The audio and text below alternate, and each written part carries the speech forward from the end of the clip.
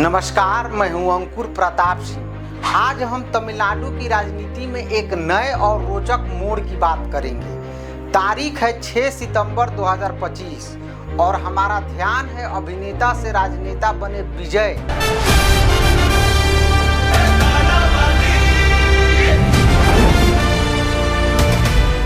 और मुख्यमंत्री MK Stalin के बीच चल रहे शब्दों के युद्ध पर। तमिलनाडु की राजनीति में दशकों तक एमके स्टालिन अपने पिता और पूर्व मुख्यमंत्री एम करुणानिधि के संभावित उत्तराधिकारी के रूप में जाने जाते थे, लेकिन 2019 के बाद स्टालिन को एक मजबूत ब्रांड के रूप में स्थापित किया गया।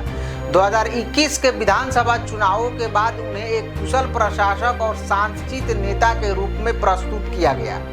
उनकी छवि ऐसी बनाई गई कि वह तमिलनाडु की राजनीति में एक अपरिहार्य और सम्मानित व्यक्तित्व बन गए। उनके आलोचकों को भी उनकी इस छवि को तोड़ने में मुश्किल होती थी, लेकिन अब इस छवि को चुनौती देने के लिए एक नया चेहरा सामने आया है।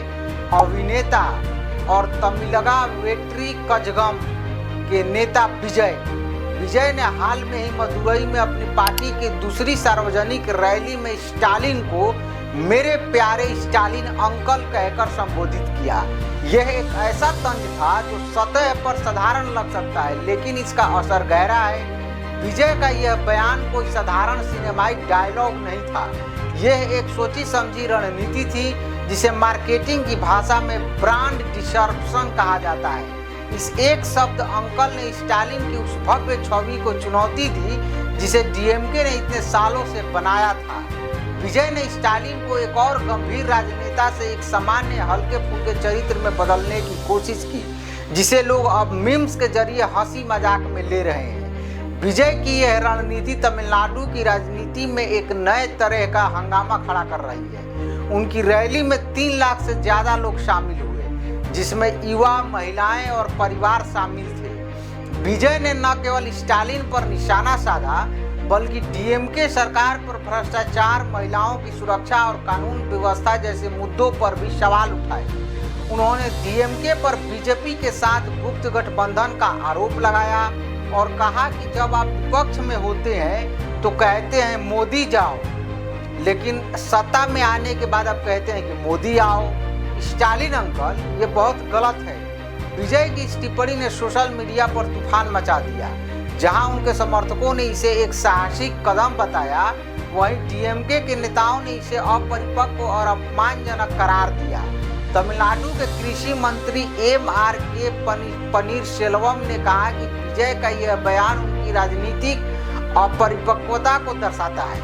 उन्होंने कहा कि सिनेमा और राजनीति एक समान नहीं है। विजय को अपनी भाषा में संयम बरतना चाहिए। दूसरी ओर डीएमके के कुछ रणनीतिकारों का मानना है कि विजय की यह लोकप्रियता 2026 के विधानसभा चुनावों में विपक्षी वोटों को बांट सकती है, जिससे डीएमके को फायदा हो सकता है। लेकिन अगर विजय की यह लहर बढ़ती रही तो यह डीएमके के लिए चुनौती बन सकती है। विजय की रणनीति साफ है, वह डीएमके और एआईडीएमके के बदले वाले तमिलनाडु की राजनीति में एक तीसरे विकल्प के रूप में उभरना चाहते हैं।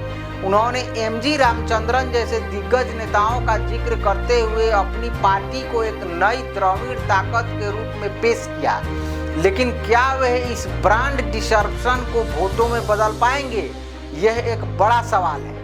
कई राजनीतिक विश्लेषकों का मानना है कि विजय का वोट शेयर 7 से 9% तक हो सकता है, जो सत्ता हासिल करने के लिए पर्याप्त नहीं है, लेकिन डीएमके की राजनीतिक गणित को जरूर प्रभावित कर सकता है। यह सब तब और रोचक हो जाता है जब हम देखते हैं कि स्टालिन ने इस तंज का जवाब बड़ी चतुराई से दिया। उन्होंने कहा कि जो हमारी आलोचना करते हैं उन्हें लंबी उम्र मिले, हमारा ध्यान सिर्फ जनता की भलाई पर है। यह जवाब न केवल विजय के तंज को हल्का करता है, बल्कि स्टालिन की परिपक्व छवि को भी बरकरार रखता है।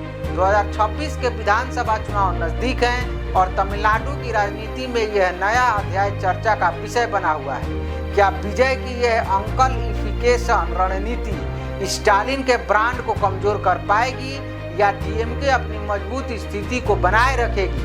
यह देखना दिलचस्प होगा। तो आज के लिए सिर्फ इतना ही।